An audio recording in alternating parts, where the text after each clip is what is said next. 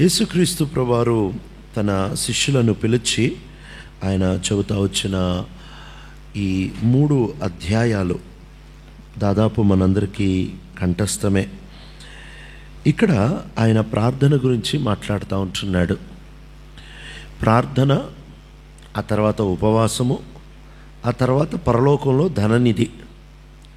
ఈ వరుస ఖచ్చితంగా పరిశుద్ధాత్మ దేవుడు ఉద్దేశపూర్వకంగానే పెట్టారని అనుకుంటా.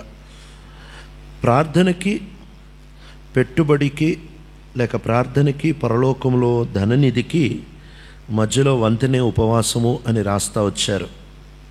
సరే, మెట్టుకి ప్రభువు చెబుతూ ఉంటున్న ఈ మొదటి ఉపోద్ఘాతములో ప్రార్థన కొరకై ఆయన చెబుతూ ఉంటున్న మాట, ప్రార్థన అనేది మనకొక బహుమానాన్ని సంపాదిస్తుంది.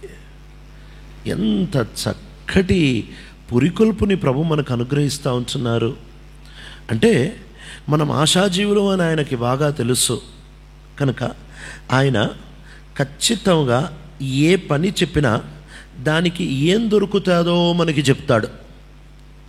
ఒకరోజు పరిశుద్ధత అనే థీమ్, అంటే నేను పరిశుద్ధి కనుక మీరును పరిశుద్ధులై ఉండుడి అనే థీమ్ ఓ క్యాంపులో ఉంటే, బైబిల్ స్టడీలు అన్నీ అయిపోయిన తర్వాత ఒక పిల్లోడు నాకు వచ్చి చెప్పాడు, ఏం చేయాలో భలే చెప్పారన్నా కానీ ఏం దొరుకుతుందో చెప్పలేదే మీరు మాకు, ఏం దొరుకుతుందో చెప్పలేదే. అదేం తప్పు కాదు, ఏం దొరుకుతుందో చెప్పాలిగా అంటే వాస్తవమే.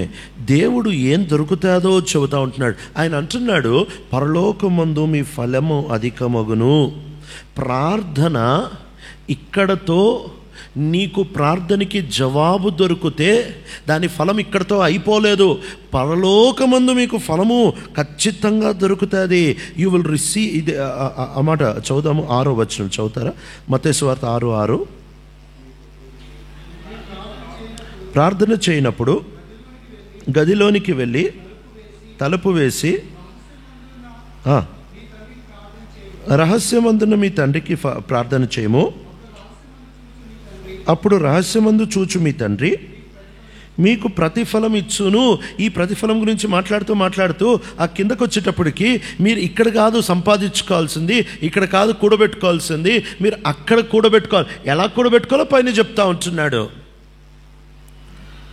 దేవుడు మనకి ఆయన దగ్గర ఆగి ప్రార్థన చేసి ఆయనతో దగ్గరతనాన్ని పెంచుకుంటా ఉంటే, ఇక్కడ ఒక విషయాన్ని బాగా గమనించాలి.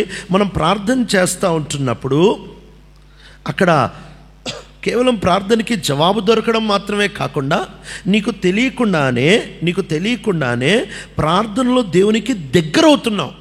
అది అతి అద్భుతమైన ఫలము. నీ ప్రార్థన జవాబు కొన్ని రోజులకి అయిపోతుందేమో. మన ప్రార్థనల జవాబులు ఒకవేళ భౌతిక ప్రార్థనలు అయితే ఒకరోజు అయిపోతుందేమో, కానీ ఆ ప్రార్థన చేసే ప్రక్రియలో ఆయనకి ఎంత దగ్గరైతే అయ్యావు కదా, అది అసలు జీతం, అది అసలు శ్రేష్టమైన మేలు. అసలు ప్రభు అపోస్తలుని ఎందుకు పిలిచాడట?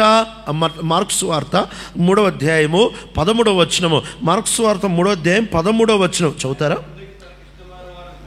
ఆయన కొండ ఎక్కి తనకి ఇష్టమైన వారిని పిలువగా వారు ఆయన యొద్దకు వచ్చిరి. వారు తమతో కూడా ఉండుటకును దయ్యములు వెళ్ళగొట్టు అధికారం గలవారై సువార్త ప్రకటించుటకును వారిని పంపవలనని 12 మందిని నియమించను. మొదటి పని ఏంటో తెలుసా? వారు తనతో పాటు ఉండడానికి పిలిచాడంట. దైవ సేవకులను ఆయన పిలిచింది సేవ చేయడానికి కాదు, మొదటగా ఆయన పిలిచింది ఆయనతో ఉండడానికి పిలిచాడనే సంగతి మనం గుర్తుపెట్టుకోవాలి. దైవ సేవకుడు సేవ కొరకు పిలువబడిన దానికంటే ముందు సహవాసం కొరకు పిలువబడతా వచ్చాడు. ఆయన పని ఇవ్వక మునుపు దగ్గర వ్యవా లేదా అనేది చూసుకుంటాడు. ఈ 12 మందిని సడన్గా పిలిచి అపోస్తులుగా చేయలేదు. ఆయన తనతో ఉంటున్న వారిలో నుంచి 12 మందిని కోరుకున్నాడు. అంటే వీళ్ళకి ముందు నుంచి ఆయనతో తిరిగే అలవాటు ఉంది. ఆ అలవాటు అయిన తర్వాతే వాళ్ళని అపోస్తులుగా నియమించాడు. ఆయన అపోస్తులుగా నియమించిన తర్వాత వాళ్ళు ఆయన చుట్టూ తిరగలేదు. ఆయన చుట్టూ తిరుగుతున్న వాళ్ళలో నుంచి ఆయన అపోస్తుల్ని తీశాడు అని గుర్తుపెట్టుకోవాలి. దేవుడు సేవకి పిలిచినా, ఎవరిని పిలిచినా కూడా ఏ మనిషినన్నా దేవుడు సేవకి పిలిచాడు అని అంటే బాగా గుర్తుపెట్టుకో, ఎప్పుడు పిలుచుంటాడు? నీ జీవితంలో వాస్తవమే, నా జీవితంలో వాస్తవమే. రక్షించబడిన తర్వాత నువ్వు నాకుంటే చాలయ్యా, నేను నీతో పాటు ఉంటాను అనే మనసు పట్టుకొని తిరుగుతూ ఉంటున్నప్పుడే ఆయన పనికి పిలుస్తాడు. ఆయనకు పని కాదు ఇంపార్టెంట్, ఆయనకి దగ్గరగా ఉండడం ఇంపార్టెంట్. తనతో ఉండుటకు పిలిచాడు. ఈనాడు ఈ బేసిక్ క్వాలిఫికేషన్ని మనం పోగొట్టుకొని మిగిలినవి ఏవేవి చెప్పాడు అవన్నీ కూడా ఆయనతో దగ్గరతనం లేకుండా చేస్తే అటు వారి గురించి ఆయన చెప్తా ఉంటున్నాడు. ఆ మాట చదువుదాం. మత్తయి సువార్త 7వ అధ్యాయానికి వస్తున్నాం. మత్తయి సువార్త 7వ అధ్యాయము చివరి దినాల్లో జరిగే పరిస్థితి 22వ వచనము. అనేకులు నన్ను చూచి, ఇది ఎవరి గురించి మాట్లాడుతున్నాడు? వీళ్ళందరూ సేవకులే, అంతే కదా. ఈ 22, 23లో ఉండే వాళ్ళందరూ సేవకులేగా. చదువుండి. ప్రభా నీ నామాన ప్రవచింపలేదా? నీ నామాన దయ్యం వెళ్ళగొట్టలేదా? నీ నామాన అనేకమైన అద్భుతములు చేయలేదా అని చెప్పుదురు. వీళ్ళు దేవుని పనే చేశారు, దేవుని పేరటే చేశారు.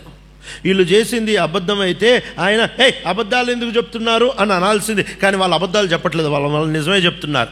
ఆయన పేరటే చేశారు, దయ్యాలు వెళ్ళగొట్టారు, ప్రవచనాలు చేశారు, అనేక సూచక్రియలు కూడా చేస్తూ వచ్చారు.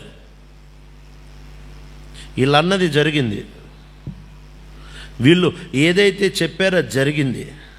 కానీ వీళ్ళ సమస్య ఏంటో తెలుసా? అక్రమము చేయువారలారా. దగ్గరతనం లేదు, ఇది సమస్య. సమస్య ఏంటి అని అంటే, మీ సేవలో సమస్య ఏమి లేదు, భలే చెప్తున్నారు, భలే సూచక్రియలు, భలే దయ్యాలు ఎలగొడుతున్నారు, నీ సేవలో సమస్య లేదు. నీ సమస్య అంటే ఏంటంటే సహవాసంలో సమస్య, నాకు దగ్గరతనంలో సమస్య. మీరెవరో నాకు ఎప్పుడూ తెలీదు అని అంటే మీరు ఎప్పుడూ నాకు దగ్గరగా లేరు అసలు.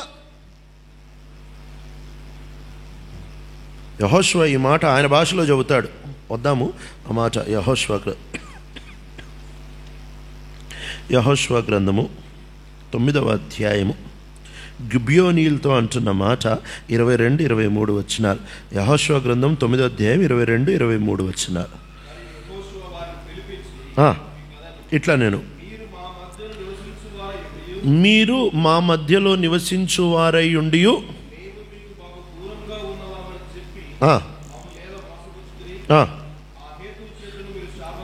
ఆ హేతువు చేత మీరు శాపగ్రస్తులగుదురు, దాస్యము మీకెన్నడును మానదు. నా దేవుని ఆలయమునకు మీరు కట్టెలు నరుకువారును, నీళ్లు చేదువారై ఉండక మానదు. అంటే తెలుగులో ఎట్లా రాశారో నాకు తెలియదు, కానీ ఇంగ్లీష్లో ఎట్లా రాశారు అంటే you are under a curse colon. ఆ కర్స్ ఏంటి అని రాశాడు, చాలా క్లియర్గా రాశారు ఇంగ్లీష్లో. ఏంటంటే మీరు శాపగ్రస్తులు. మీ శాపం ఏంటో తెలుసా? మీరు దేవుని మందిరానికి కట్టెలు తెస్తారు, మీరు దేవుని మందిరానికి నీళ్లు తెస్తారు, ఇది మీకు శాపం. శాపం ఏంటి? ఇప్పుడు ఒకవేళ ఆలోచించండి, ఒక పిల్లోడిని పిలిచి ఒరే నీకు శాపం రా, అందరికీ సర్వింగ్ చేయ మందిరంలో అని అంటే అదేంటి? మందిరంలో సర్వింగ్ చేస్తే శాపం ఏంటి? నీ శాపం రా అందరికి నీళ్ళు పోయి అంటే ఇదేగా చెప్తున్నాను. శాపం మీకు ఏంటి? శాపము అని అంటే మీరు దేవుని మందిరంలో కట్టెలు నరికే వారిగా ఉంటారు, నీళ్లు తెస్తారు మందిరానికి, ఇది మీకు శాపం. మందిరంలో పనిచేయడం శాపం ఏంటి? ఎందుకు శాపం తెలుసా? నా దేవుని మందిరానికి అంటాడు. అంటే మీకు దేవునికి సంబంధం లేదు, మీకు దేవునితో సంబంధం లేకుండా దేవుని మందిరంలో పనిచేస్తారు కదా, అది మీకు శాపం. మీ దేవుని మందిరంలో మీరు చేసుకుంటే అది మీకు శాపం కాదు, కానీ నా దేవుని మందిరంలో మీరు చేస్తే మీకు శాపము. దేవునికి కావాల్సింది సహవాసము, సేవ కాదు. సహవాసము లేని సేవ అనవసరం. సహవాసముతో కూడిన సేవ ఫలదాయకమైనది. అందుకే లోకమంతా సంపాదించుకొని తన ఆత్మను పోగొట్టుకుంటే ఏమి లాభము అంటున్నాడు కదా. ప్రపంచం అంతటిని రక్షించి నేనే రక్షించబడకపోతే, పౌలు భలే జాగ్రత్త పడ్డాడు ఈ విషయంలో, భలే జాగ్రత్త పడ్డాడు. నేను అనేకులకి బోధించిన తర్వాత నేనే భ్రష్టుడిని అయిపోతే ఏమి లాభమని తనను తాను కొట్టుకుంటూ వచ్చాడు. అంటే ఇంకో మాటలో తనని తాను ఒక ఖచ్చితమైన క్రమశిక్షణలో తెచ్చుకుంటూ వచ్చాడు. ఖచ్చితముగా ఆయన అంటున్నాడు అనేకులు. ఆ మాట చాలా భయంకరమైన మాట, చాలా బాధాకరమైన మాట, చాలా విషాదమైన మాట. ఏంటి తెలుసా? అనేకులు, సేవకుల గురించి మాట్లాడుతున్నాడు. అనేకులు. ఒకవేళ గనక కొందరు సేవకులు అని అంటే ఆ వచనం ఎంత బాగుండేదో. అనేకమైన సేవకులకి ఆయన చివరి దినాన్ని చెప్పే మాట ఏంటి తెలుసా? అక్రమము. వీళ్ళ ప్రవచనం అక్రమమా? కాదు. వీళ్ళ సూచక్రియ అక్రమమా? కాదు. వీళ్ళ దయ్యాలు ఎల్లగొట్టడం అక్రమమా? కాదు. మరి ఏంది అక్రమం అంటే సహవాసం లేకుండా చేశారు కదా, అది అక్రమం. సంబంధం లేకుండా చేశారుగా, అదే శాపము. కనుక ఈరోజు ఆ శాపగ్రస్తమైన ప్రార్థన చేస్తున్నామా?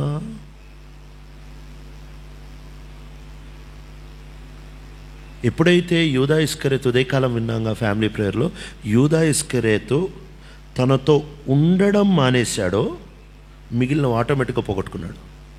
పిలువబడిందే ఉండడానికి, ఆయన నిదానంగా సహవాసం మార్చాడు. ఆయనతో ఉండడం మానేసి ఆయనకు విరోధులతో ఉండడం మొదలుపెట్టాడు. అంతే అంతే. అందుకే ఆ వ్యక్తి పశ్చాత్తాపడ్డాడు. కానీ పశ్చాత్తాపము అని అంటే 3 ప్రాముఖ్యమైన మెట్లు. పశ్చాత్తాపము అనంటే మొట్టమొదటిది, మనము చేసిన దాన్ని బట్టి బాధతో, అసహ్యంతో దాని కొరకు ఏడవడం, అంగలార్చడము, దాని కొరకు బాధపడ్డము, దానిని అసహించుకోవడం. రెండవది, ఇకెన్నడూ మళ్ళీ చేయను అనే తీర్మానం తీసుకోవడము, కట్టి దృఢ నిశ్చయం చేసుకొని దానికి కావాల్సిన జాగ్రత్తలు పడ్డం. మూడోది, ఆయన చేతికి అప్పగించుకొని ఆయన ప్రేమలో నిలబడిపోవడం. ఫరో పశ్చాత్తాపడ్డాడు, యూదా ఇస్కరియోతు కూడా పశ్చాత్తాపడ్డాడు. కానీ వీరి పశ్చాత్తాపంలో ఏముంది అని అంటే ఒట్టి బాధపడ్డారు అంతే, మారాలని ఇష్టపడలేదు. ఈ 30 వెండి నాణాలు తీసుకొని ఆడ పారేశాడు, అంతేగాని పొరపాటు అయిపోయింది, ఇంకోసారి చేయను, నాకు యేసు మీద నమ్మకం ఉంది. ఎందుకు ఈయనకి? ఇప్పుడు పేతురు కూడా ఈయనలాగే చేశాడు కదా, కానీ పేతురు ఎందుకు ఆత్మహత్య చేసుకోలేదు అని అంటే ఒక్కటే పేతురుని ఆపింది. ఏం ఆపింది అని అంటే ఆయన ప్రేమ మీద నమ్మకం ఆపింది. యూదా ఇస్కరియోతుకి ఆయన ప్రేమ మీద నమ్మకం లేకపోయి ఉరేసుకున్నాడు. ఒకవేళ యూదా ఇస్కరియోతు కూడా ఆగుంటే ఎందుకు ప్రేమ మీద నమ్మకం లేదంటే సహవాసం ఉంటేగా. ఈయన సహవాసం సంచితో, ఇంకా ఆయనతో సహవాసం ఎక్కడ చేయగలడు? అందుకే యేసు ప్రభు ఆయన భాషలో చెప్పారు ఏంటంటే, నువ్వు నాతో అన్నా సహవాసం చేయగలవు, లేకపోతే సంచితో అన్నా చేయగలవు. ఇద్దరికి దాసులై ఉండుట అసాధ్యం. ఈరోజు ఆయనకి ఆ దగ్గరతనం అనేది ఆయన ఎదురు చూస్తూ ఉంటున్నాడు. ఆయన అంటున్నాడు, ప్రార్థన యు హ్యావ్ అ రివార్డ్.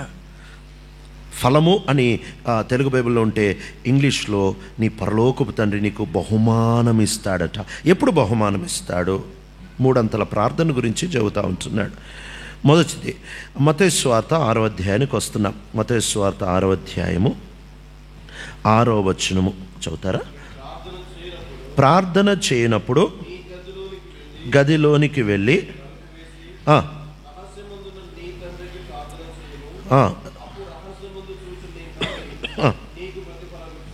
ఎంత చక్కటి మాట అంటే, ప్రార్థన చేసేటప్పుడు నీకు ఫలం రావాలి, నీకు బహుమానం రావాలంటే ఎలాంటి ప్రార్థన చేయాలి తెలుసా? నా దేవుడు రహస్య విషయాలు కూడా చూస్తాడు. నా దేవుడు అంటే ఇంగ్లీష్ బైబిల్ ఏమని ఉంటుందంటే, ఫాదర్ హూ ఈజ్ అన్సీన్, కనపడని నా తండ్రి ఎప్పుడూ నన్ను చూస్తున్నాడు అనే మనసుతో ప్రార్థన చేయాలి. ఒకవేళ మందిరంలో మాత్రమే చూడగలిగిన దేవుడైతే ఆ దండగదా ఆ దేవుడు వేస్ట్. ఇంకా మనకి ఎందుకు అనంటే, ఆ దేవుని సహాయం కావాలంటే నువ్వు ఎంత దూరం ఉన్నా పరిగెత్తుకుంటా మందిరానికి వెళ్ళాలి, ఎందుకంటే ఆడే కనిపిస్తుంది ఆయనకి. దానివల్ల ఏం లాభం? మీకు ఎంత ఇబ్బంది అట్లాంటి దేవుడు ఉంటే మనకి. కానీ మన దేవుడు ఎక్కడంటే, ఎట్లాంటి దేవుడు అంటే, మనం ఎక్కడుంటే అక్కడ చూసేవాడు, రహస్యాలు చూసేవాడు. ఈ సందర్భం నుంచి కొంచెం ఒక్కసారి బయటకు వెళ్తే, నీ ప్రార్థనలో నువ్వు మోకరించినప్పుడు ఏ దేవుడు రహస్యమున నువ్వు ప్రార్థన చేసేది చూస్తున్నాడో ఆ దేవుడు నీ మిగిలిన రహస్యాలు కూడా చూస్తున్నాడని నమ్మాలిగా. ఆయన ఏం మిషన్ కాదు. ప్రార్థన అనగానే కళ్ళు తెరుచుకుంటాడు, ప్రార్థన అయిపోగానే నువ్వు కళ్ళు తెరవంగానే ఆయన కళ్ళు మూసుకుంటాడు కాదు. 24 hours నిన్ను చూస్తున్నాడు. రహస్యమందు చూచు నీ తండ్రి.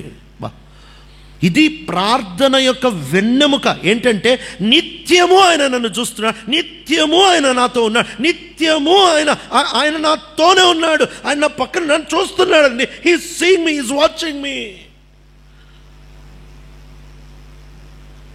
సండే స్కూల్లో చిన్న పాట నేర్పిస్తూ ఉంటారు కదా, oh be careful little eyes what you see, for your father up above is looking down below. Oh, be careful little eyes what you see. Oh, be careful little hands what you do. Oh, be careful little feet where you go. Oh, be careful little heart what you think. నీ చిన్న కళ్ళు జాగ్రత్త, పరలోకమందున నీ తండ్రి నిన్ను చూచుచున్నాడు. ఓ చేతులు జాగ్రత్త, నీ పరలోకపు తండ్రి నిన్ను చూచు. ఓ కాళ్ళు జాగ్రత్త, ఎక్కడికి వెళ్తున్నావో. ప్రార్థనలో మాత్రమే దేవుడు చూస్తాడు అనంటే అలాంటి దేవుడు మనకి దండగా. కానీ నిత్యము నన్ను చూస్తే దేవుడు గనక ఉంటే అలాంటి దేవుడితో నేను బహుజాగ్రత్తగా ఉండాలి. ఈరోజు రహస్యమందు చూచుచున్న తండ్రి అనే అవగాహన మనకుంటేనే మన ప్రార్థన ఒక ఫలవంతమైన ప్రార్థనగా ఉంటుంది. రెండవది, ఈయన రహస్యమందు చూస్తున్నాడు కాబట్టి ఇంకెవ్వడు చూడకపోయినా నాకేమవ్వదు. అంతేగా, ఆయన రహస్యమందు చూస్తున్నాడు కాబట్టి ఇంకెవడు చూస్తే ఎవడు చూడకపోతేనే ఆయన ఒక్కడు చూస్తే సరిపోతుంది, ఇంకెవడు చూడనవసరం లేదు. నిజముగా ప్రభు నన్ను చూస్తున్నాడు అనే అవగాహన ఉన్న ప్రతి ఒక్కరూ ఈ రెండో మాట కూడా అంటారు, నాకు ఇంకెవరూ చూడాల్సిన అవసరం లేదు. నీ దేవుడు ఎవరో నీకు ఎరిగిన తర్వాత ఇంకా మళ్ళీ రెండో బహుమానం నీకు అవసరం లేదు. లంచం అంటే ఏంటో తెలుసా? లంచం అంటే ఏంటి అని అంటే, గవర్నమెంట్ జీతం ఇవ్వగా సపరేట్గా నీ కమిషన్ నువ్వు వెతుక్కోవడం. ఆల్రెడీ యేసుక్రీస్తు ప్రభు యూదా ఇస్కరియోతుకి జీతం ఇస్తున్నాడు, ఆయనకు కావాల్సిన బట్టలు ఇస్తున్నాడు, ఆయనకు కావాల్సిందంతా ఇస్తానే ఉంటున్నాడు, అన్ని అక్కర్లు తీరుస్తానే ఉంటున్నాడు. ఈయన వెళ్ళి వాళ్ళ దగ్గర నుంచి లంచం తీసుకున్నాడు. ఈరోజు ప్రభువు మనకి ఇచ్చేవాడైతే సపరేట్గా మనిషి దగ్గర నుంచి ఏదో దొరకడానికి తాపత్రయపడనవసరం లేదు, పరిగెత్తాల్సిన అవసరం అసలే లేదు. ఆయన చాలు, ఆయన ఇచ్చేది చాలు. ఈరోజు మనం ప్రార్థనలోకి వెళ్ళక మునుపు నిజంగా ఈ మాట చెప్పగలవా? ప్రభా, నేనెవ్వరికీ భయపడను ప్రభా, ఎందుకంటే నువ్వు ఇచ్చేది చాలు నాకు. ఒక బ్రదర్ రెగ్యులర్గా నాకు ఆయనకి జీతం రాగానే ఒక చిన్న అమౌంట్ గిఫ్ట్ పంపించాడు, రెగ్యులర్గా పంపించాడు. ఇంకా ఒకరోజు ఆ బ్రదర్ ఒక విషయంలో తప్పు చేస్తే, అంటే ఉండడు, నా దగ్గర ఉండడు, ఆయన వేరే దగ్గర ఉంటాడు. ఆయనకి ఫోన్ చేసి, బ్రదర్ ఇది తప్పు, ఇది ఇలా కాదు, ఇది ఇలా అని చెప్పాలనిపించింది. కానీ నేను రెగ్యులర్గా ఎత్తాడు, రెగ్యులర్గా ఆడ జీతం పడంగా నీ ఎత్తాడు. అప్పుడు మామూలుగా అయితే ఫోన్ టక్కమని వెళ్ళిపోతుంది. ఒక సెకండ్ ఆగింది. ఆగినప్పుడు వెంటనే అనిపించింది, బ్రదర్ కాదు కదా ఇచ్చేది, దేవుడు అనుమతిస్తే ఇస్తాడు. ఇవ్వడం మానేసిన పస్తున్నా ఏమైతే సస్తామా, సచ్చినా ఏమైతే నా దగ్గరికే పోయేదిగా అని చెప్పి చక్కగా ఫోన్ కొట్టి బ్రదర్ పలానా అని స్ట్రైట్గా మాట్లాడేసి ఫోన్ పెట్టేశాను. నాకు అర్థమైంది వచ్చే నెల నుంచి ఇక రాదు. నేను అనుకున్నట్టే వచ్చే నెల నుంచి ఆయన ఆపేశాడు. ఆయన ఆపేసినంత మాత్రాన నేనేం చచ్చిపోలేదే. ఇచ్చేవాడు ప్రభు ఉండగా ఇంకోడు మనకి ఎవడో ఇస్తున్నాడు అనేది పెద్ద అబద్ధం అండి. ఆయన అనుమతిస్తే ఎవడన్నా ఇస్తాడో, ఆయన అనుమతించకపోతే ఎవరు ఇవ్వరు. ఆయన అనుమతి లేకుండా ఎవడన్నా ఇచ్చాడంటే అది మనకు ముప్పు. ఈరోజు మనం భయపడాల్సిన అవసరం లేదు, అస్సలు భయపడాల్సిన అవసరం లేదు. ఎందుకు అనంటే రహస్యమందు చూచుచున్న నీ తండ్రి అనే ఆ భయముతో నీ లైఫ్ బతుకుతుంటే ఆయన కేవలం నీ ప్రార్థన మాత్రమే చూడ్డు, నీ ప్రవర్తన మాత్రమే చూడ్డు, నీ అక్కర కూడా చూసుకుంటాడుగా. చూస్తే అన్నీ చూస్తాడు, చూడకపోతే అన్నీ చూడ్డు.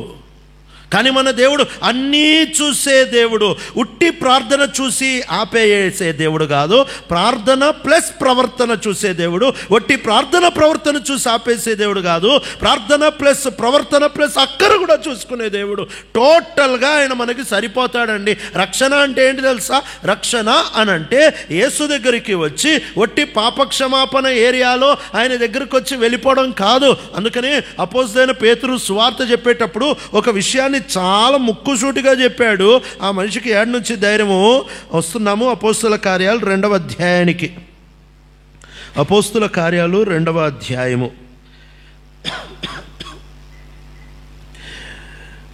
21వ వచనం చదువుతారా? ప్రభు నామమును బట్టి ప్రార్థన చేయవారందరూ రక్షణ పొందుదురు. ఇంకా వేరే దిక్కే లేదు. You have to come through the name of Jesus. యేసు క్రీస్తు ప్రభుల వారి ద్వారానే రావాలి, ఇంకా వేరే మార్గమే లేదు అని చెప్తూ 23వ వచనం చదువుతారా? ఇశ్రాయేలు, ఎంత స్ట్రైట్గా మొహమాటం లేకుండా మాట్లాడు. ఇశ్రాయేలు వారలారా, కరెక్ట్ అన్న 23. దేవుడు నిశ్చయించిన సంకల్పమును ఆయన భవిష్యత్తు జ్ఞానమును అనుసరించి అప్పగింపబడిన ఈయనను మీరు దుష్టుల చేత సిలువ వేయించి చంపితిరి. ఎంత ధైర్యంగా చెప్తున్నాడండి ఈ మనిషి. ఉన్నారు 120 మంది, కూడుకున్నారు 3000 మంది కంటే ఎక్కువ. అంత పెద్ద గుంపుని చూస్తూ ఈయన అంటే మీరు చంపారు, యూ కిల్డ్ హిమ్, దుష్టుల చేతితో పాటు మీరు చంపారు అని స్ట్రైట్గా చెప్తా ఉంటున్నాడు. అని చెప్పి రక్షణ దగ్గరకు వచ్చినప్పుడు క్లియర్గా చాలా స్ట్రైట్గా మాట చెప్పేస్తాడు. 36వ వచనం చదువుతారు? 36. మీరు సిలువ వేసిన ఈ యేసునే ప్రభువుగాను. చాలండి. అంటే రక్షణ అంటే అర్థం ఏంటో తెలుసా? చాలాసార్లు ఈ ఈ ఈ ఈ ఈ ప్రాబ్లం బట్టే ఆత్మీయ జీవితాలు స్టార్టింగ్ నుంచి లాస్ట్ వరకు పంచర్ టైర్లు వేసుకొని ప్యాచ్లు వేసుకొని తిరిగే బతికే. ఎందుకు అని అంటే చాలా క్లియర్గా ప్రభు చెప్తా ఉంటున్నమాట, ఈ యేసుని ఆయన ఒట్టి రక్షకుడిగా చేయలేదు.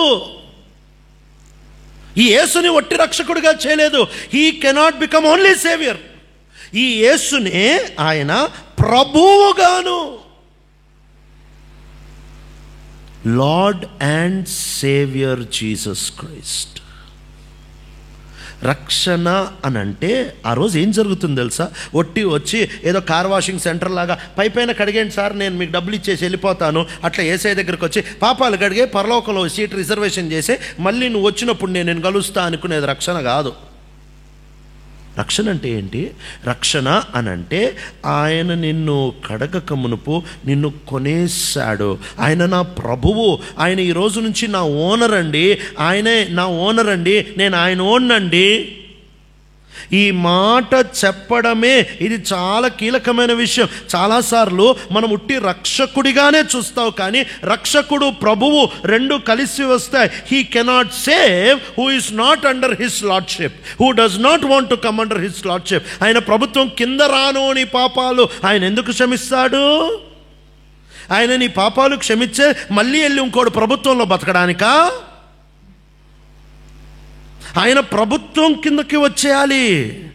టోటల్గా ఆయన నా ఓనర్. అందుకని ప్రకటన గ్రంథంలో ఉంటుంది కదా 5వ అధ్యాయంలో, ఆయన ప్రతి దేశం, ప్రతి భాష మాట్లాడు వారిలో నుండి దేవునికి స్వకీయ జనముగా, యాజకుల గుంపుగా, సేవకుల గుంపుగా కొని అనే మాట వాడుతూ ఉంటారు. కొని, హీ పర్చేస్డ్, ఆయన కొన్నాడు. ఈరోజు మనం మన లైఫ్లో కొన్ని పార్ట్స్ పెట్టుకున్నాం. ఇది భక్తి పార్ట్, ఇది దేవుడు ఇక్కడ చూస్తాడు, ఇది పర్సనల్ పార్ట్, ఇది ఫ్యామిలీ పార్ట్, ఇది నా పర్సనల్ పార్ట్. అవన్నీ ఉండవు. ఫోన్ చూడడానికి ఒక కళ్ళు, బైబిల్ చదవడానికి ఇంకో 2 కళ్ళు ఏమి ఉండవుగా, అదే కళ్ళేగా. ఆరాధన చేసేటప్పుడు ఈ నాలుక, ఎవరినో తిట్టేటప్పుడు వెనక నుంచి ఒక నాలుకేమి రాదు, ఈ నాలుకే, అంతేగా. సేవ చేయడానికి కరపత్రికలు ఇవ్వడానికి ఈ చేతిలో వస్తాయి, కొట్టడానికి కూడా ఈ చేతిలో వస్తాయి, లోపల నుంచి ఇంకో 2 చేతులు ఏమి రావుగా. అట్టానే అదే ప్రభువు అని గ్రహించు.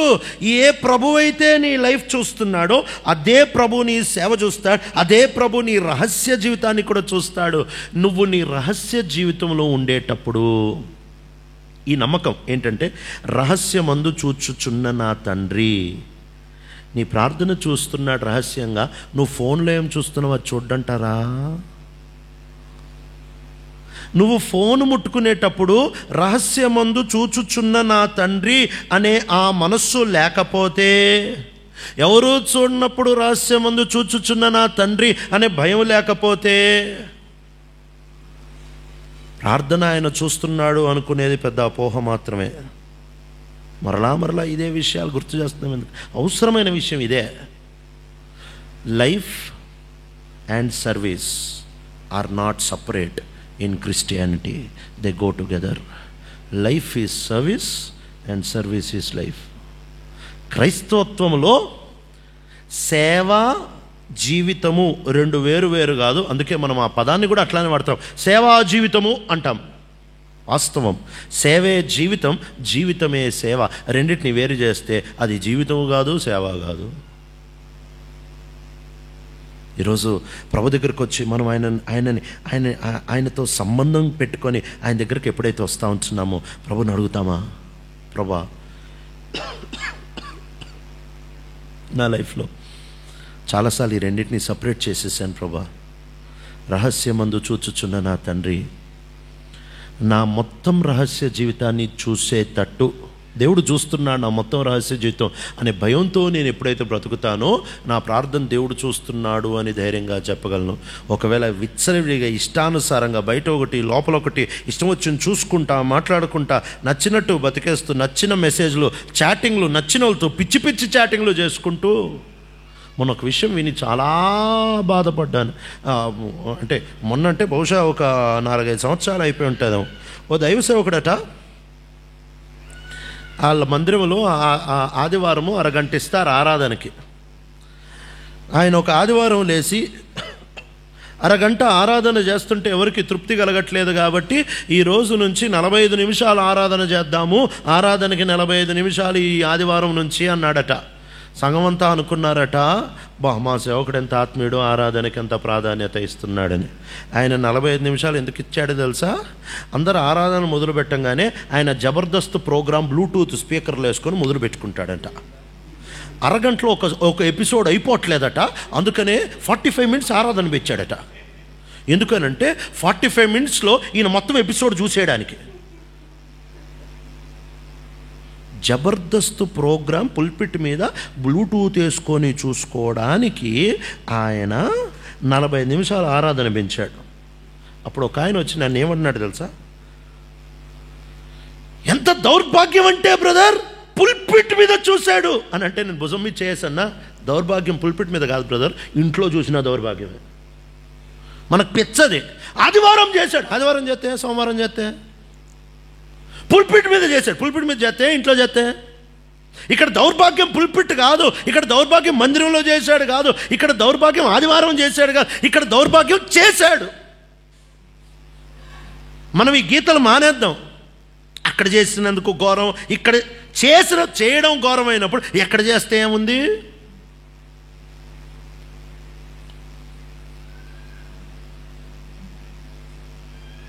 ఎంత దౌర్భాగ్యమైన పరిస్థితిలోనికి మనం జారిపోతూ ఉంటున్నాము. అక్కడ చేసినందుకు ఘోరం. మందిరంలో ఎట్లా చేస్తాడు బ్రదర్? మా దగ్గర ఓ పిల్లోడు ఒక పిల్లోడిని ప్రేమించి వెళ్ళిపోతే అప్పుడు వాళ్ళ నాన్న, వాళ్ళ బామ్మర్ది, వాళ్ళందరూ ఆ పిల్లని కూర్చోబెట్టి ఏమన్నారు తెలుసా? లవ్ చేస్తే చేసావు, ఇట్టాంటి దరిద్రుడిని ఎందుకు చేసావు? లవ్ చేయడం తప్పు కాదంట, దరిద్రుడిని లవ్ చేయడం తప్పంట. అంటే ఒకవేళ అనంత్ అంబానీనే గనక లవ్ చేస్తే మంచిదే. అంటే లాభం ఉండే పాపాలు మంచివి, నష్టం తెచ్చే పాపాలు మంచివి కాదు. ఎక్కడి నుంచి ఎక్కడికి వెళ్ళిపోతున్నామండి మనం? ఎక్కడి నుంచి ఎక్కడికి వెళ్ళిపోతున్నాం? ఏమి లేదు బ్రదర్, వాడికి ఉద్యోగం కూడా లేదు బ్రదర్. అట్లాంటి వాడిని వీళ్ళు లవ్ చేసింది ఇది. సరే అక్క, వాడికి ఉద్యోగం తెప్పిస్తే కరెక్టేనా అని అడిగా. మనం పాపాన్ని పాపంగా చూడడం మానేసాం. పాపాన్ని ఎందుకు పాపంగా చూడడం మానేసింది తెలుసా? పాపం అంటే దేవునికి విరోధంగా చేసేది అనే సంగతి మనం మర్చిపోయాం. సమాజానికి విరోధంగా చేసేది అనుకుంటున్నాము, ఎవడో ఏదో అనుకుంటాడు అనుకుంటున్నాం, మందిరానికి విరోధంగా చేసేది అనుకుంటున్నాం. అవన్నీ తర్వాత సంగతి, సెకండరీ. ఆయనకి విరోధంగా చేసావు కాబట్టి అది తప్పు. ఏ దేవుడు నా ప్రార్థన, రహస్య ప్రార్థన చూస్తాడో ఆ దేవుడు నా రహస్య జీవితాన్ని కూడా చూస్తాడు. ఆ దేవుడు నా రహస్య అక్కర కూడా చూస్తాడు. ఎంత ధీమా, ఎంత ధైర్యం, ఎంత జాగ్రత్త, ఎంత నిరీక్షణ కదా మనకి. ప్రార్థనలో నిరీక్షణ, జీవితంలో జాగ్రత్త, అక్కర విషయంలో ధైర్యం. నా రహస్య ప్రార్థన చూసేవాడు, నా రహస్య జీవితాన్ని చూసేవాడు నా రహస్య అక్కర కూడా తీరుస్తాడు. ఎవడికి చేయి చాపనవసరం లేదు, ఎవడికి ములాజాలు పడనవసరం లేదు, ఎవడికి మొహమాటాలు పడనవసరం లేదు. ఎందుకు అని అంటే పోషించేది ఎవడు కాదు, రహస్యమందు చూచుచున్న మీ తండ్రి. ఈ రహస్యముగా చూచుచున్న ఈ తండ్రి నిత్యము నిన్ను చూస్తున్నాడనే అవగాహన ఉందా? అసలు ఎంత సున్నితమైన మనసాక్షి దావీదు కంటే వస్త్రపు చెంగు కోసాడట. చెంగు కోసేటప్పటికే మనసాక్షి నొప్పించుకుందంట. చెంగు కోసేటప్పటికి మనసాక్షి నొప్పించుకొని ఏమంటున్నాడు అని అంటే, దేవుని అభిషక్తుడు విరోధంగా నేను ఎత్తగలను. ఎంత సున్నితమైన మనసాక్షి. ఎందుకు అని అంటే, నేను ఈ వస్త్రపు చెంగు కోసేటప్పుడు సౌలు చూడట్లేదేమో, నేను ఈ వస్త్రపు చెంగు కోసేటప్పుడు ఇంకెవడో చూడట్లేదేమో, నేను ఈ వస్త్రపు చెంగు కోసేటప్పుడు దేవుడు నా పక్కన ఉన్నాడు, నన్ను చూస్తున్నాడు. ఆయనకు విరోధంగా నేను ఈ పని చేయలేను. యోసేపు ఎంత అద్భుతమైన ఆన్సర్ ఇచ్చాడు అని అంటే, పోతీఫర్ భార్యతో, ఇదిగో నువ్వు పోతీఫర్ భార్యవి, ఆయన మొత్తం నా చేతిలో పెట్టాడు, కానీ నీవు ఆయన భార్యవి కాబట్టి నేను ఈ పని చేయను అని గనక ఆగుంటే నేను అనుకుంటా.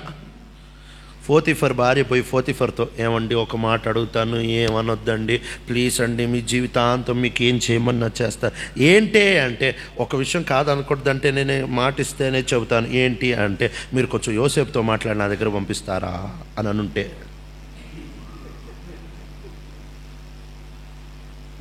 పోతీఫర్ భార్య వచ్చి పోతీఫర్కి చెప్పుకున్నా, మా ఆయనకు చెప్పుకున్నా, ఏం పర్లేదులే అన్నాడు అని అంటే యోసేపు ఏమనేవాడు?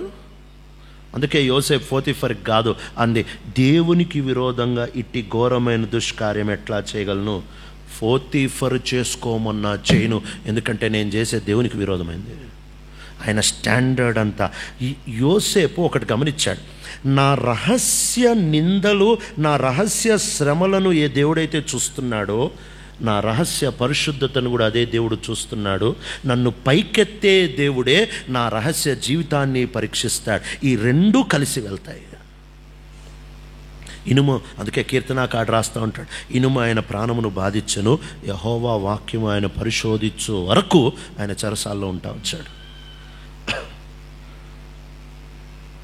ఈరోజు సేవకుడు అని అంటే పని చేయడానికి పిలువబడినోడు కాదు, ఫస్ట్ ఆయనతో ఉండడానికి పిలువబడినోడు. వారు తనతో ఉండుటకును, తర్వాత దయ్యాలు, తర్వాత సువార్త, తర్వాత వేరేవి. ఆయనతో ఉండనోడికి యేసయ్య సేవ ఇవ్వడు. ఎందుకు అని అంటే సేవ అనేది it is a by product of fellowship. Ministry is a by product of fellowship. సేవ ఆయనతో సహవాసం యొక్క పర్యావసానం మాత్రమే. నా గిన్నె నిండి పొర్లుచున్నది. నిండడం జీవితం, పొర్లడం సేవ. నిండకుండా పొర్లుతే దాన్ని గ్యాస్ అంటారు. ఇటు కోక్ బాటిల్ తిప్పి కొడితే అది పడినట్టే ఉంటుంది, నురుగు ఉంటుంది. తీరా కప్పులో జొత్తు ఏముండదు, మొత్తం బయటకే పోతుంది. అసలు లేకుండా ఒట్టి సేవే ఉంటే అది సేవని ఎందుకంటారు? అది గ్యాస్, ఒట్టిదే. నా గిన్నె నిండి పొర్లుచున్నది. నిండడం సహవాసం అయితే పొర్లడమే పరిచర్య. ఈరోజు ఆయనతో ఉండడము. ఆ తర్వాత ఆయన రెండో మాట చెప్తా ఉంటున్నాడు. ఏంటది అని అంటే, వస్తున్నాం మత్తయి సువార్త 6వ అధ్యాయానికి. మత్తయి సువార్త 6వ అధ్యాయం 7వ వచనం చదువుతారా?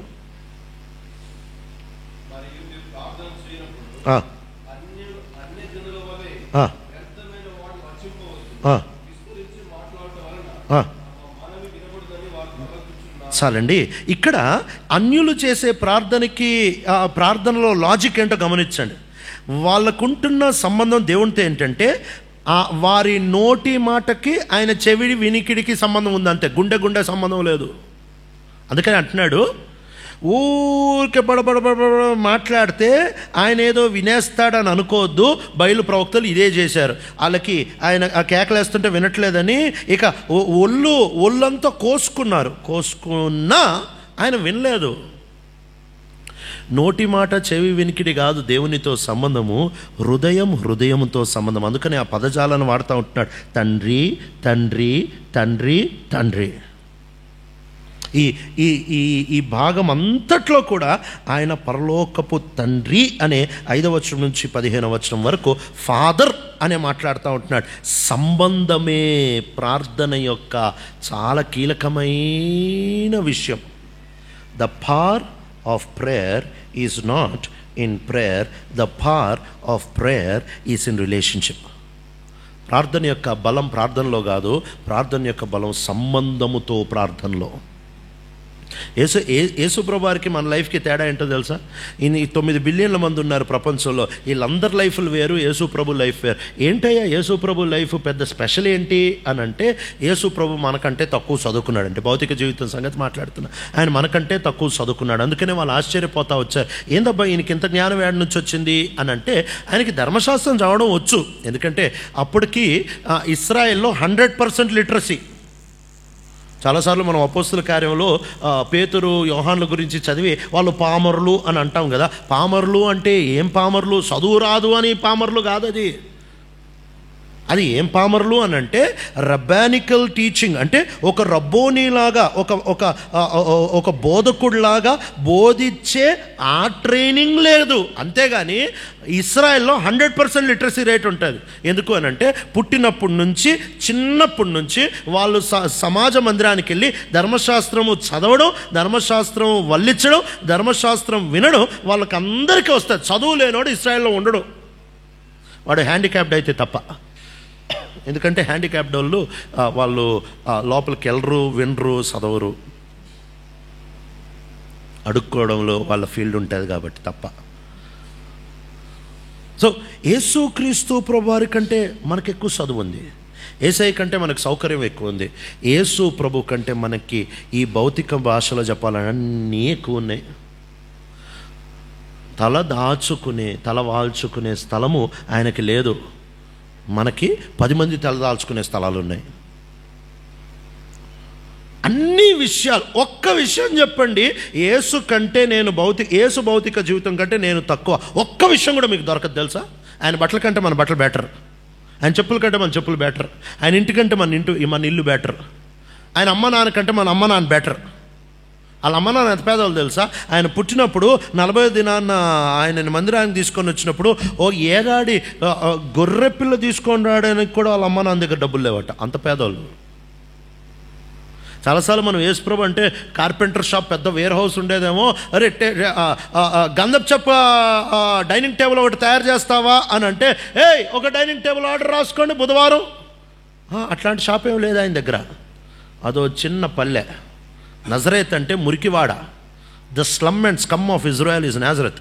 ఒక కొండ మీద వలస వెళ్తే, ఒక చిన్న కొండ మీద, ఆ కొండ మీద కొంచెం పల్లెటి ప్రాంతం ఉంటే అక్కడికి వలస వెళ్ళారు ఒక 4 కుటుంబాలు. ఆ 4 కుటుంబాలు వలస వెళ్ళి వాళ్ళు 200 మంది అయ్యారు. వలస వెళ్ళిన చిన్న కుటుంబాలు. అక్కడ యేసయ్య యేసయ్య అక్కడ పెరిగాడు. ఆయనకి పెద్ద వేర్ హౌస్ ఏమి లేదు. ఏంటి ఆయన మినిస్ట్రీ? ఆయన వడ్రంగివాడు అంటే ఏంటి వడ్రంగివాడు తెలుసా? ఆయన రోజు పొద్దున్న లేచి బ్యాగ్ తగిలించుకొని ఆ బ్యాగ్లో సుత్తే, తనకు కావాల్సిన పరికరాలు అన్నీ పెట్టుకొని ఆయన వీధి తిరిగేవాడు. తిరుగుతూ ఎట్లయితే పాత సామాన్లు అని అరుస్తారుగా, అట్లా ఆయన వడ్రంగో ఏమన్నా రిపేర్లు ఉంటే చెప్పండు అని వీధుల్లో తిరిగేవాడు. ఇదిగో ఆ పిల్లోడు ఆడుకునే సైకిల్ ఒకటి పాడైపోయింది అంటే, సరే అమ్మా అని చెప్పి వాళ్ళ ఇంట్లోనే రిపేర్ చేస్తే వాళ్ళు ₹1-2 ఇస్తే ఇంకా ముందుకెళ్ళి, ఇగో పొలంలో సడన్గా నాగలి ఇరిగిపోయింది, ఎక్కడ సార్, ఏ పొలం సార్ అంటే, ఆ కొండ మీద ఉంది చూడు ఆ పొలం, సరే సార్ వెళ్ళొస్తానని. ఆయన చేసుకునేది షాపులో కాదు, వీధులెంబడి తిరిగి వడ్రంగో ఏమన్నా రిపేర్లు ఉంటే చెప్పండు అని తిరుగుతూ వచ్చాడు. అంత చిన్న ఉద్యోగం ఆయనకంటే మనం బెటర్గా, అన్ని రకాలుగా భౌతికంగా మనం ఆయనకంటే బెటర్. కానీ ఆయన లైఫే వేరు. ఏంటి ఆయన లైఫ్ యొక్క సీక్రెట్ అంటే ఒక్కటే ఒక సీక్రెట్. అందుకే ఆ ఇన్సిడెంట్ కూడా చాలా బ్యూటిఫుల్గా రాశారు. 12 సంవత్సరాల వయసులో జరిగిన సందర్భం రాశారు. ఇక ఆ తర్వాత మళ్ళీ 30 సంవత్సరాలే రాశారు. ఇండియాలో మేజర్ అంటే 18 ఇయర్స్కి అవుతారు. ఇస్రాయిల్లో మేజర్ అంటే 13 ఇయర్స్కి అవుతారు. 13 ఇయర్స్ ఎప్పుడైతే వస్తుందో, 13 సంవత్సరాలు ఎప్పుడైతే వస్తుందో, ఆ రోజు నుంచి వాడు ధర్మశాస్త్రానికి లెక్క చెప్పాలి. మిస్వాట్లో సన్ ఆఫ్ కమాండ్మెంట్ అని అంటారు. అంటే ఆ రోజు నుంచి వాడు ధర్మశాస్త్రానికి లెక్క చెప్పాలి. 13 సంవత్సరాలు రాగానే మెచ్యూర్డ్ అయిపోతారు, మేజర్ అయిపోతాడు. కాబట్టి ఆ రోజు నుంచి వాడు బాధ్యత వహించాలి. యేసుక్రీస్తు ప్రభువారు 13వ సంవత్సరంలో చేయాల్సిన పని 12వ సంవత్సరం ఒక ఇయర్ ముందే ఆయన మెచ్యూర్డ్ అయిపోయాడని చూపించాడు. 12వ సంవత్సరానికే నేను ధర్మశాస్త్రానికి లోబడి బతికేస్తున్నానని చూపించేశాడు. ఆ స్టాంపు పడిన తర్వాత మళ్ళీ 30వ సంవత్సరమే ఆయన కనిపిస్తాడు. ఈ మధ్యలో సంవత్సరాలు అన్నీ కనపడవు. చాలామంది క్రైస్తవేతరులు అడిగే ప్రశ్న ఇదే, ఆ మధ్యలో ఉంటున్న సంవత్సరాలు మీ పుస్తకంలో రాయలేదుగా, ఆ మధ్యలో ఉంటున్న సంవత్సరాలు ఆయన పాపం చేయలేదని మీకు ఎట్ట తెలుసు? ఆ మధ్యలో ఉంటున్న సంవత్సరాల్లో ఆయన తప్పు చేయలేదని మీకు ఎలా తెలుసు? ఎట్ట తెలుసు అని అంటే 30వ సంవత్సరం ఆయన కనిపించంగానే తండ్రి అంటున్న మాట, ఈయన నా ప్రియకుమారుడు, ఈయన యందు నేను ఆనందించుచున్నాను. Past present continuous tense. ఆనందించాను, ఆనందిస్తాను, ఆనందించుచున్నాను. With him I am well pleased. అది గ్రీక్ భాషలో ప్రెజెంట్ కంటిన్యూస్ టెన్స్. రహస్యముగా వెళ్ళిన 18 సంవత్సరాలని కలుపుకొని ఆ మాట చెప్తా ఉంటున్నాడు. ఏం చెప్తా ఉంటున్నాడు గత 18 సంవత్సరాల గురించి అంటే, మీకు ఆయన ఏం చేశాడో తెలీదు, ఆయన ఏమేం మాట్లాడో తెలీదు, ఎక్కడెక్కడికి వెళ్ళాడో తెలీదు. ఆయన 18 సంవత్సరాలు కలిపి నేను ఒక మాట సాక్ష్యం ఇస్తున్నాను ఏంటంటే, నాకు నచ్చినట్టే బతికాడు 18 సంవత్సరాలు. ఇదే మాట మళ్ళీ చనిపోక మునుపు ఇదే మాట అన్నాడు, ఈయన నా ప్రియకుమారుడు, ఈయన యందు నేను ఆనందిస్తున్నా. ముందు జీవితంలో ఆనందించాడు, తర్వాత సేవలో ఆనందించాడు. ఆయన మొదటిసారి ఈ మాట అనేటప్పటికీ, ఈయనలో నేను ఆనందిస్తున్నాను అనేటప్పటికి యేసయ్య సేవ చేయలే. యేసయ్య ఒక వర్తమానం ఇవ్వలే, యేసయ్య ఒక అద్భుతం చేయలే, ఒక్క పరిచర్య పని కూడా యేసయ్య అప్పటి వరకు చేయలేదు. పరిచర్య చేయని కాలంలో ఆయన అంటున్నాడు, ఈయన నా ప్రియకుమారుడు, ఈయన యందు నేను ఆనందిస్తాను. ముందు ఆయన జీవితంలో ఆనందించాడు. జీవితంలో ఆనందించిన తర్వాత అప్పుడు 3 సంవత్సరాల సేవ అయిపోయేటప్పుడు అంటున్నాడు, ఈయన నా ప్రియకుమారుడు, ఈయనలో ఆనందిస్తున్నా. జీవితంలో ఆయన నీలో ఆనందించకుండా సేవలో ఆనందించడు. ఈరోజు జీవితాన్ని, సేవని సపరేట్ చేయొద్దు. There is nothing sacred in Christian life, the whole life is sacred. క్రైస్తవ జీవితంలో ప్రతిష్ఠితమైనవి, పరిశుద్ధమైనవి అనేవి ఏమీ లేదు. జీవితమే ప్రతిష్ఠితం, జీవితమే పరిశుద్ధం. ఇది పరిశుద్ధమైన స్థలం అనేది ఏమీ లేదు. ప్రతి స్థలం పరిశుద్ధమైందే మనకి. ఇది పరిశుద్ధమైన అవయవం అనేది ఏమీ లేదు. నా దేహంలో ఉంటున్న ప్రతి అవయవం పరిశుద్ధమైనదే, ఎందుకంటే నేను ఆయనకి గర్భగుడినై ఉన్నాను. ఈరోజు ప్రార్థనలోనికి వెళ్ళక మునుపు, అంశాల కొరకు ప్రార్థన చేయక మునుపు, ప్రభా అది చేయి, ఇది చేయి, ఇది చేయి, అది చేయి అని చెప్పక మునుపు నువ్వేమి కిరాణా దుకాణంలో లిస్ట్ ఇవ్వట్లే. ఇడ్లీ రవ్వ 3 కిలోలు, ఉప్మా రవ్వ 5 కిలోలు, చక్కెర 4 కిలోలు, ఉప్పు 4 కిలోలు, ఇది కాదు. నువ్వు లిస్ట్ కాదు, ఆయనకు చదవాల్సింది. తండ్రి అని పిలవగలిగి ఉండాలి. ఇది ప్రార్థన యొక్క బలం. The power of prayer is in relationship, సంబంధం. రహస్యముగా చూచుచున్న నా తండ్రి నా రహస్య జీవితాన్ని కూడా చూస్తాడు, నా రహస్య అక్కర్లు కూడా తీరుస్తాడు.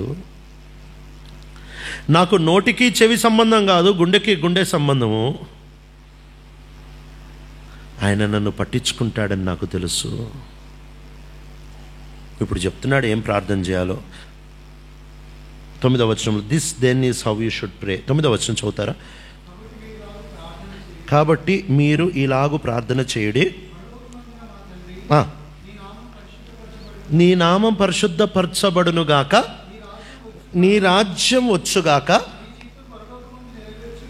నీ చిత్తం పరలోకమందు నెరవేర్చున్నట్లు. చాలండి. ఓ రోజు నేను ఒక మెథడిస్ట్ చర్చ్కి వెళ్ళా. మా దగ్గర ఎక్కువ నేను వెళ్ళేది మెథడిస్ట్ చర్చిలకి, ఎందుకంటే మా దగ్గర ఎక్కువ మెథడిస్ట్ చర్చిలే ఉంటాయి. ఓ పిల్లోని తీసుకెళ్ళా నాతో పాటు. పిల్లోడు అంటే పెద్ద ఆయన తీసుకొని వెళ్తే ఇంకా వర్తమానం అయిపోయిన తర్వాత వాళ్ళందరూ లేచి నిలబడి పరలోక ప్రార్థన చెప్తారు. చక్కగా చేతులు కట్టుకొని తలదించుకొని పరలోక ప్రార్థన చెప్తారు. పరలోక ప్రార్థన చెప్తున్నా అందరూ చెప్తున్నారు, నేను చెప్తున్నా. ఈ పిల్లోడు మాత్రం వీళ్ళందరూ పాపం చేస్తున్నారా అన్నట్టు కళ్ళు తెరుచుకొని చూస్తున్నాడు. ఎందుకంటే దర్శనంలో పుట్టినోడు వీడు. బయటకు వచ్చిన తర్వాత, అరే నీకు పరలోక ప్రార్థన రాదా అన్న అంటే,